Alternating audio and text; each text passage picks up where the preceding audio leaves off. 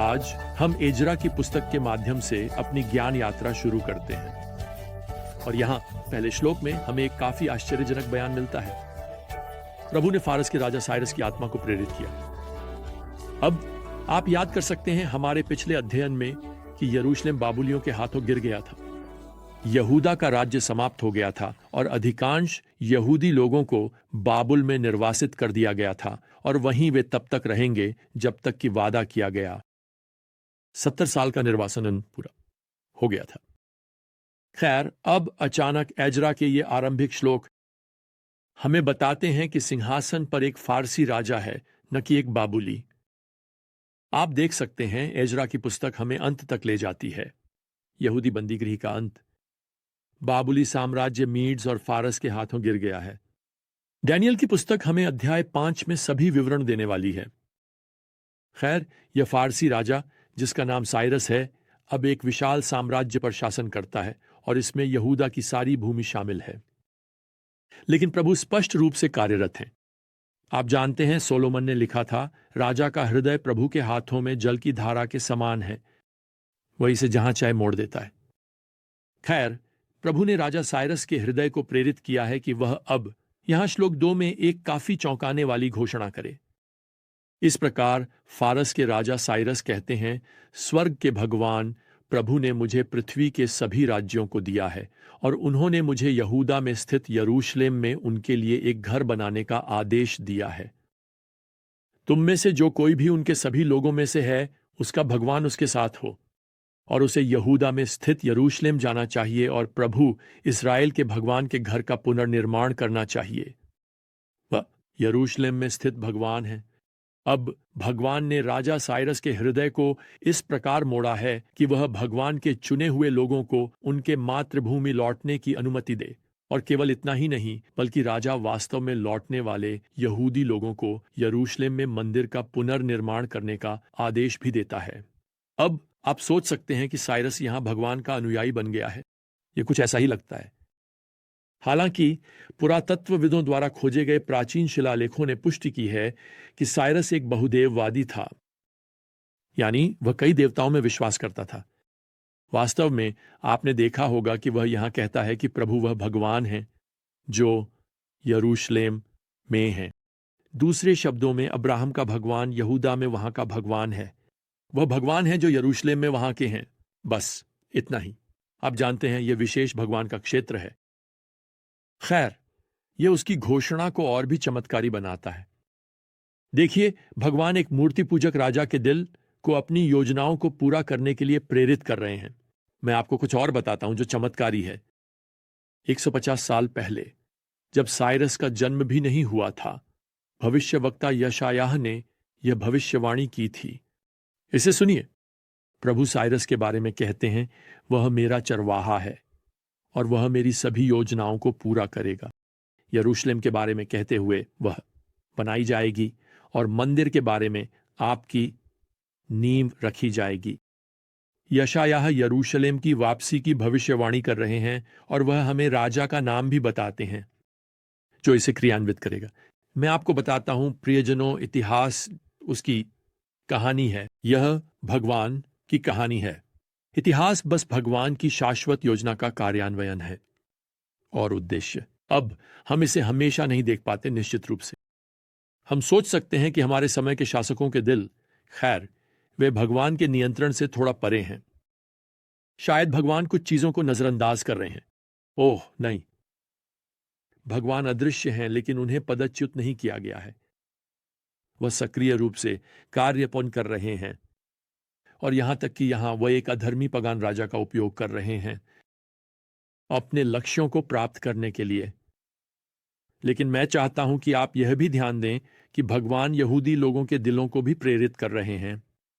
यहां हमें पद 5 में बताया गया है, तब यहूदा और बिन्यामीन के पिताओं के घरों के प्रमुख और याजक और लेवी, हर वह व्यक्ति जिसका आत्मा भगवान ने प्रेरित किया था, उठ खड़े हुए ताकि वे प्रभु के घर का पुनर्निर्माण करने के लिए यरूशलेम जाएं।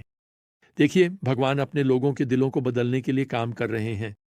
जैसे वह उद्यमी लड़का अपनी समझ में तब आया जब वह सूअर के बाड़े में पहुंचा, वैसे ही ये यहूदी लोग यहाँ अपनी समझ में आए हैं, कहने का मतलब बाबुल की कैद के सुअर के बारे में। मुझे इसमें कोई संदेह नहीं है कि उन्होंने यिर्मयाह और यशायाह की भविष्यवाणियों को याद किया होगा और उन्होंने देखा कि अब भगवान राजा साइरस के दिल में काम कर रहे हैं। अब बहुत से लोग उत्तेजित हो गए हैं। मेरा मतलब है वे यरूशलेम वापस जाने के लिए तैयार हैं, वादा की भूमि, उनके पूर्वजों की भूमि। अब जो लोग फारस में पीछे रह जाते हैं वे क्या करने वाले हैं? खैर, वे अपने बटुए और पर्स निकालेंगे और वे सभी खर्चों को चुकाने के लिए दान देंगे, यहां तक कि साइरस भी लोगों को उन खजानों को वापस देता है जो दशकों पहले यरूशलेम के मंदिर से ले लिए गए थे। अब हमें यहां पद 8 में एक अधिकारी शेशबाजर से परिचित कराया गया है। यह एक बाबुली नाम है, लेकिन यहां उन्हें यहूदा के राजकुमार के रूप में पहचाना गया है। बाइबल विद्वानों का मानना है कि यह जरुब्बाबेल का दूसरा नाम है, वह व्यक्ति जिसने लोगों को इज़राइल की भूमि में वापस ले जाया। जरुब्बाबेल दाऊद के शाही वंशज थे और उनका उल्लेख यीशु की वंशावली में मत्ती अध्याय 1 पद 12 और 13 में किया गया है। खैर, अब एजरा में अध्याय 2 में हमें उन लोगों की एक लंबी सूची मिलती है जो यरूशलेम लौटते हैं। नेताओं की सूची पहले दी गई है जो यहां पद 2 में जरुब्बाबेल से शुरू होती है। फिर आपके पास विभिन्न समूहों के लोगों की सूची है। आपके पास साधारण नागरिकों की सूची है, कुलों के अनुसार पद 3 से 20 तक। आपके पास यहां पद 21 से 35 तक पैतृक घरों के अनुसार सूचीबद्ध लोग हैं। अब दान, हमें वास्तव में इन लोगों के बारे में ज्यादा नहीं बताया गया है, लेकिन वे बढ़ई, चरवाहे, किसान, पत्थर काटने वाले हैं। वे वफादार लोग हैं जिन्हें भगवान ने इस भूमि में वापसी की पहल करने के लिए प्रेरित किया है। खैर, फिर हमें पुजारियों, लेवियों और मंदिर सेवकों की एक सूची दी गई है। पद 9 यहां जोड़ता है कि उन इच्छुक लोगों में से कुछ अपने पिता के घरों या अपनी वंशावली को साबित नहीं कर सके कि वे इज़राइल से संबंधित थे। अब हमारे समय में यह आपके जन्म प्रमाण पत्र या ड्राइविंग लाइसेंस खोने जैसा होगा। वे अपनी वंशावली या अपने परिवार के नाम को साबित नहीं कर सकते, और यहूदा लौटने वालों के लिए वंशावली महत्वपूर्ण थी क्योंकि केवल हारून के वंशज ही मंदिर में सेवा कर सकते थे। खैर, ये सभी लोग यरूशलेम और यहूदा लौट आए और पद 68 कहता है कि उन्होंने भगवान के घर के लिए स्वेच्छा से भेंट दी ताकि इसे उसकी जगह पर स्थापित किया जा सके। मैं आपको बताता हूं, यह एक महान दिन है। यह वह दिन है जिसकी भविष्यवाणी दशकों पहले की गई थी, और आप इन अग्रदूतों के दिलों में उस रोमांच की कल्पना कर सकते हैं जब वे भगवान पर भरोसा करते हैं और मंदिर और अपने राष्ट्र का पुनर्निर्माण करने के लिए लौटते हैं। अब यहां एक दुखद बात है, और वह यह है कि अगर आप गणना करें तो केवल लगभग 50,000 लोग ही यहूदा लौट रहे हैं, और यह सच कहें तो निर्वासन में गए राष्ट्र का केवल एक अंश है। हम जानते हैं कि अन्य लोग बाद में लौटेंगे, लेकिन इसमें कोई संदेह नहीं है कि अधिकांश लोग यहां फारस में आरामदायक हो गए हैं।